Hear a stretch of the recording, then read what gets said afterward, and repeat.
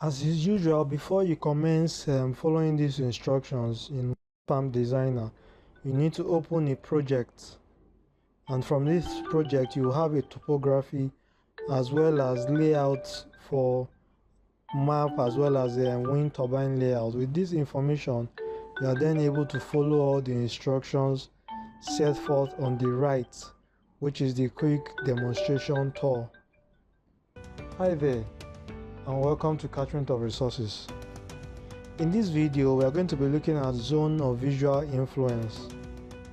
So zone of visual influence talks about how a wind turbine is able to impact on the mindset in terms of how it is being viewed in an area.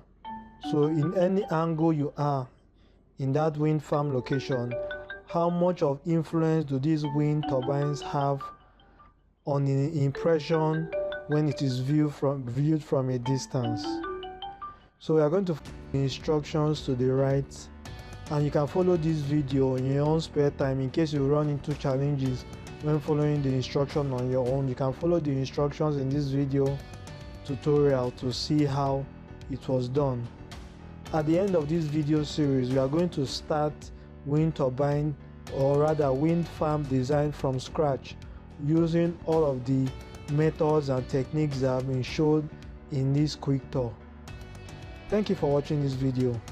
This is Catchment of Resources, where we create for better living.